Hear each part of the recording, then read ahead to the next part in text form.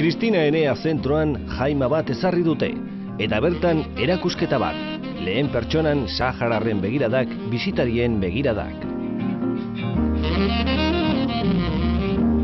Ikasi dugun guzti horren ordainez, esan genien beraiei erakutsiko genituela, beraien egunerokoak. Senarraren aduen argazki bakarrarekin erretratatu dugu. Maroko sartu zitzaigunean, bombekin, tankeekin, pertsonekin, frontera joan zen, eta ez nuen berriro ikusi. Bertan hil zuten. Mariluz Bidal eta Oiana Garro astebetez bizi izan dira Maimajaren familiarekin.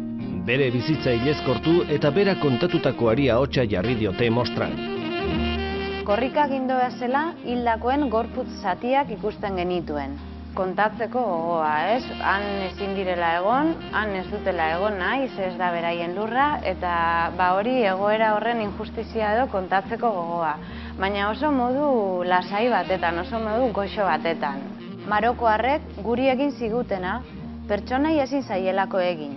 Ez ginelako eta ez garelako beraientzat pertsona, ez gaituztelako pertsona kontsideratzen.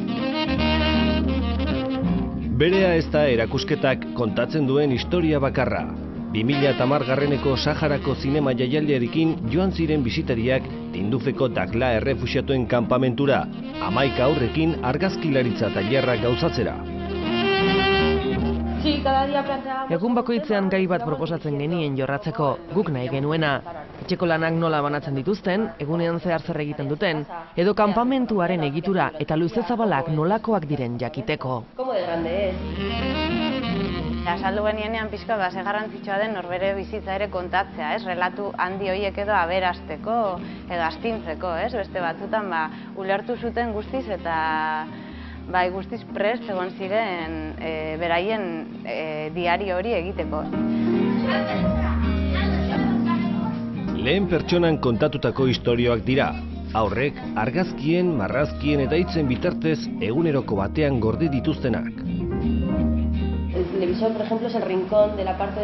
Telebistaren txokoa da adibidez, Jaiman apainduta dagoen leku bakarra. Aizpa edo lagunak zenbat maite dituzten.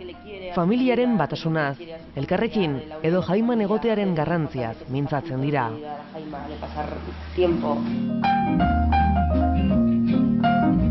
Orduan badute horrelako nahasketa bat, ikaragarri alaiak dira, era berean oso argi dute, igual nagusitan ejerzitoan lan egingo dutela, horrelako nahasketa bat guretzako ikasteko izugarria aberatsa.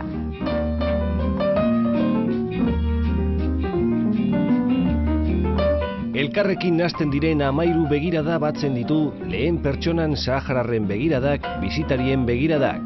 Egileen egunerokoa eta 11 haurren egutegi autobiografikoak otsailaren 21 bitartean daude ikusgai Kristina Enean.